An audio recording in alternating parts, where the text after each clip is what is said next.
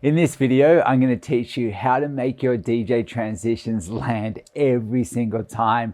This means knowing how to phrase your music, how to line up certain parts within each track, and then also using the EQ and filters to carve out space to make your new track drop in really hard, man. So this video, man, it's gold. Buckle up.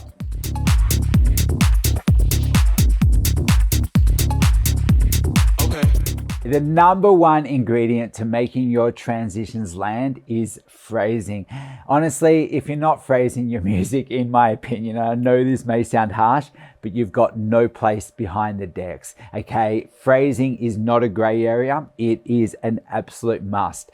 So what is a phrase? Okay, so songs are made up of beats, and those beats are typically arranged into bars, and how many bars there are before there's a change in the pattern is called a phrase. Now, I am about to go in and count out a track and count the beats and explain exactly what a phrase is, but I want you to understand that I don't want you counting music while you're actually DJing. I'm only going to count it to show you where the changes happen so you understand it. But once we know how to understand it, you can learn to feel the length of the phrases, and even better, the artists and producers often emphasize the first beat of the new phrase, like where those changes come in, by maybe pulling back a little bit and bang. Now, trust me, right? You're already going to know subconsciously, I guess, where the changes happen. So you're on a dance floor, you can feel it. And that's what I mean about having to phrase your music, because even though the people on the dance floor may not know where a phrase is, because all artists and producers are following this formula and making music, people feel where the changes are. And if you don't phrase your music and those changes don't line up and come in the right place,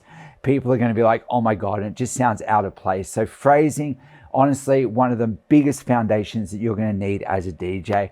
So let me explain what an actual phrase is. So songs are made up of beats, and those beats, especially for stuff DJs are playing, are grouped together into groups of 4. So it's like 1, 2, 3, 4. Now those 4 beats like that are called a bar, okay? So it's like 4 beats to a bar. And what we want to do is we want to actually count the bars. So the first bar, that's 1, 2, 3, 4. That's my first group of 4 beats. That's 1 bar. Then the second bar, I go 2, 2, 3, 4. That's the second group of 4.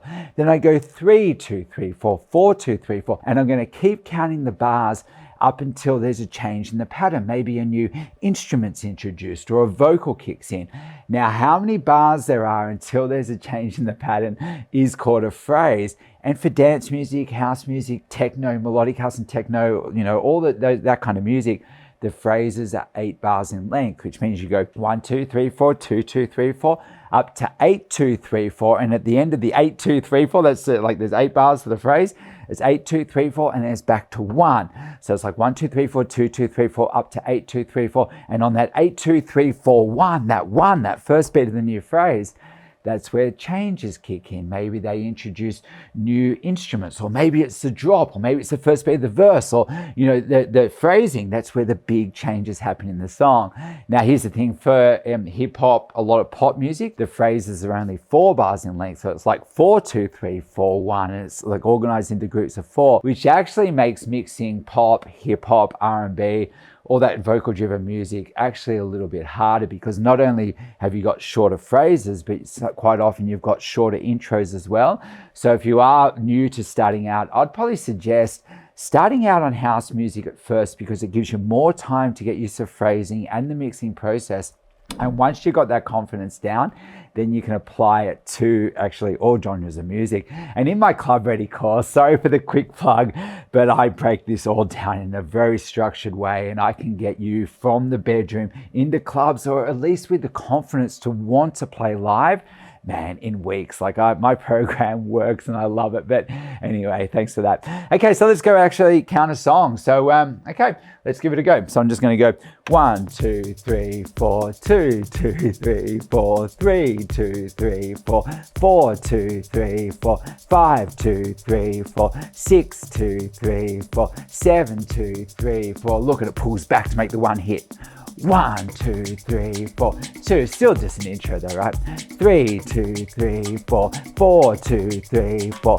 5, 2, 3, 4. 6, 2, 3, 4. 7, 2, 3, 4. 8, 2, 3, 4. 1, 2, 3, 4. 2, 2, 3, 4. 3, 2, 3, 4. 4. I'm not going to do the whole song there, right? 5, 2, 3, 4. 6, 2, 3, 4. 7, 2, 3, 4.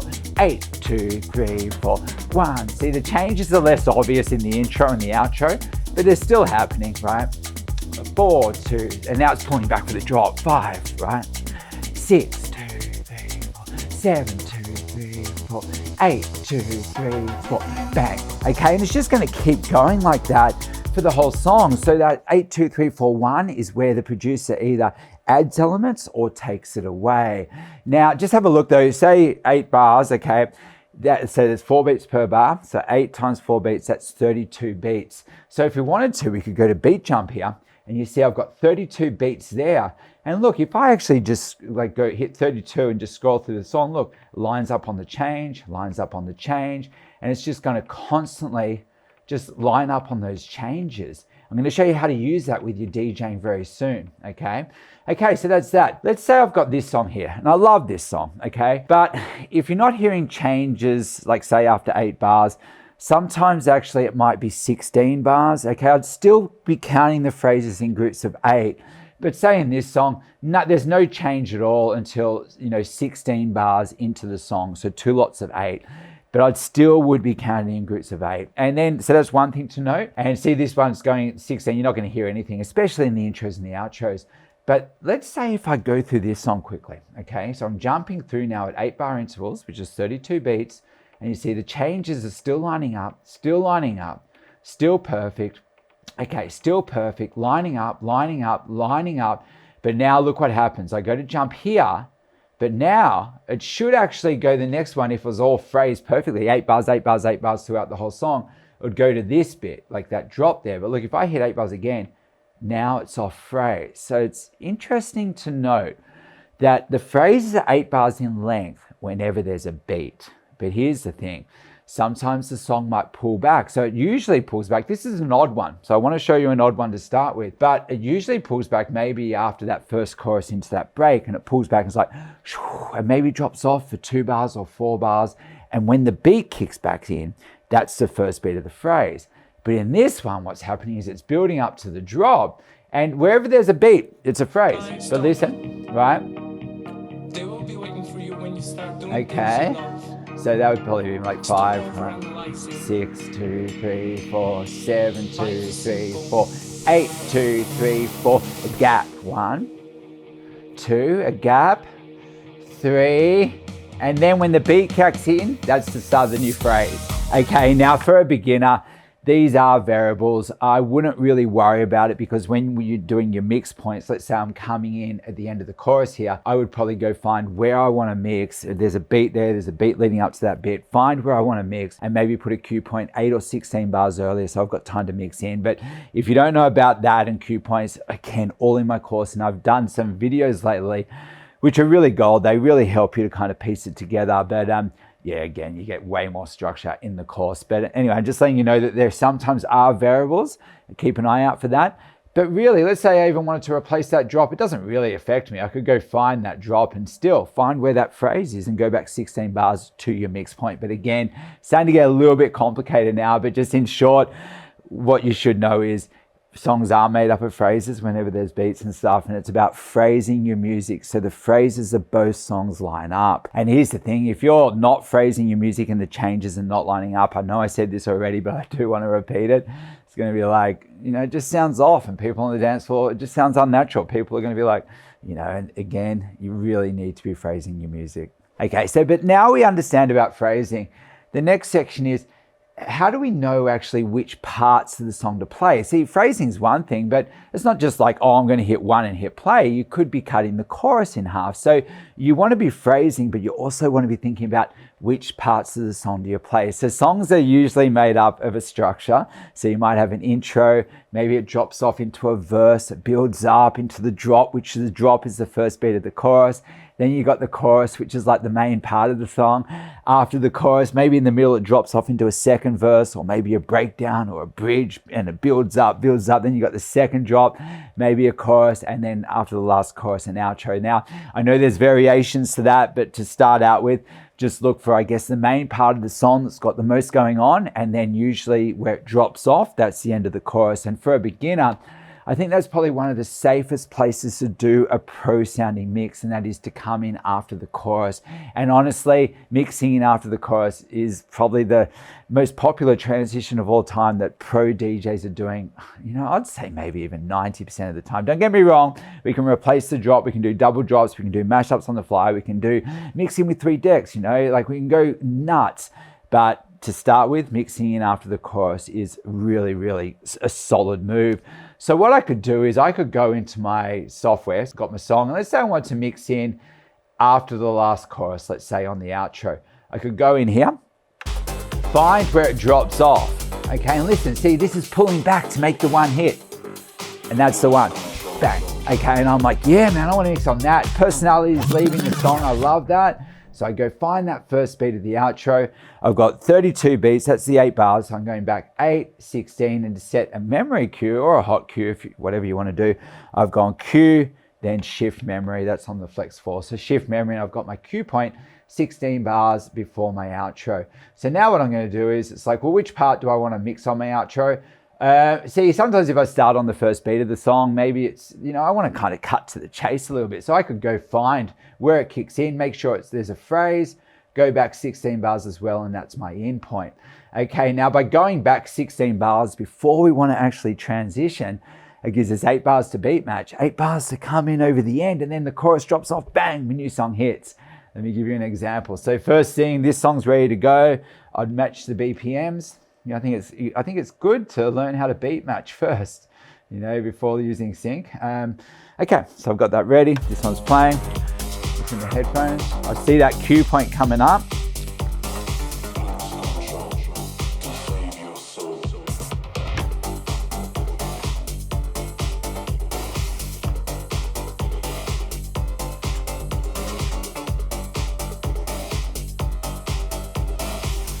Okay, I'll just take the bass down for now. Come in over the end. And you're going to hear phrasing now. So I've come in over the end. Okay, and then the chorus goes to drop off, and I swap on the 1. See, I use my EQ to also emphasize those changes, always. See, I could even add like a little bit of low pass filter, but if I'm going to do that, I make the changes on the 1. 8. And then if I'm going to take out the volume, well, artists and producers take it out on the 1, or maybe just on the little bit right before the 1 to create a bit of space for it. How about I go here? 8, 2, 3, 4. Okay, and that's what I'm talking about. Pro sounding transitions where everything lines up, combination of phrasing, combination of which parts of the song do you play, man, yes.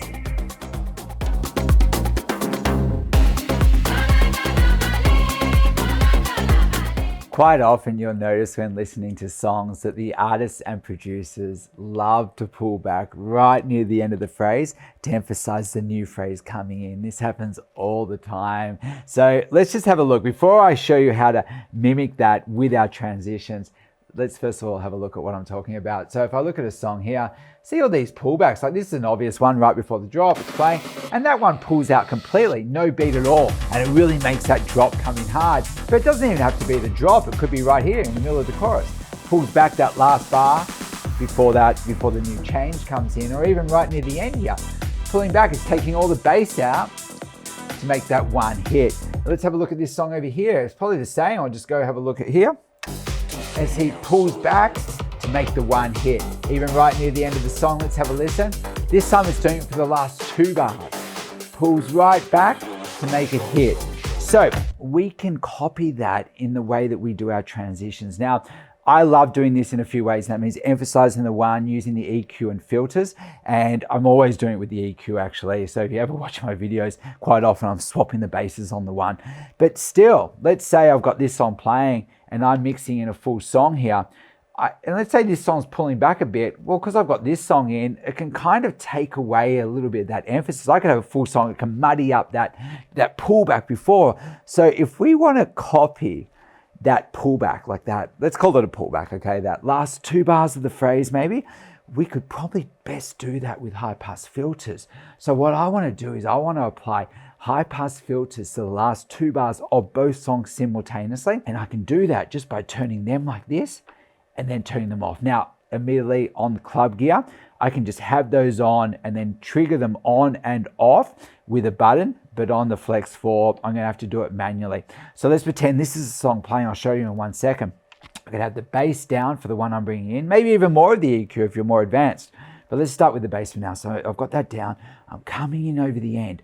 But then to make that new transition land, I'm going to pull back and apply high pass filter to both of those songs, probably for the last 2 bars of the phrase. So I'm going to go like 7, 2, 3, 4, maybe hide the transition. So if I do the bass swap hidden in the filter sweep, by the time I turn these off, that new song's dominant comes in really hard. So what I'm going to do is it's going to come in, then it's going to go 7, 2, 3, 4, 8, 2, 3, 4, off by the one, so that hits really hard. Let me show you.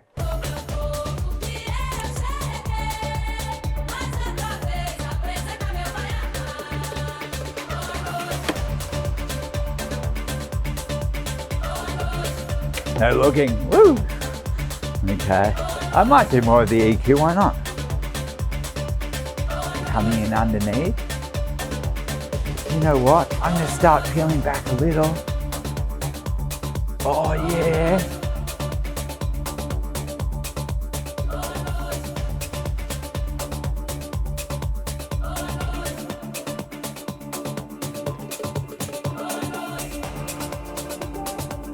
You see what I mean? It's subtle, but that's how it should be. It just sounds natural. I prefer it on the club gear, but still it's good. And then to make this one a bit different on a phrase, 8, 2, 3, 4. I love adding low pass filter to the exiting song.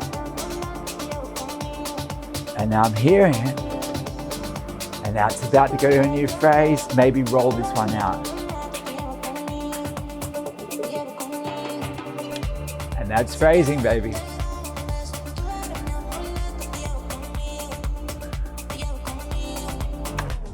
Okay, so there you have it, okay? 3 steps to making every transition that you ever do land perfectly and sound like a pro. So number 1, phrasing your music properly. Number 2, choosing the section to mix in. And number 3, using the EQ and filters to carve out space so the new track drops in cleanly. Now, if you nail these 3 things right, your transitions are going to sound pro and every drop's going to land with impact. So if this has helped you out and you've watched, let's say, more than one of my videos already, man, you please hit subscribe, man. Come on. So, you know, I put a lot of effort into this, and I really hope that you're getting a lot from it. And also, if you do want a structured training with practical routines and step-by-step systems to master this stuff, check out my Club Ready DJ course. It is my baby. It is my legacy. And actually, it gets a lot more love than anything, right? It's my baby. I'm constantly working on it, and the community is second to none. So hopefully I'll put a link in the description below. Hopefully you can be part of our Club Ready tribe, which is really, really special. Okay, thanks guys. Cheers.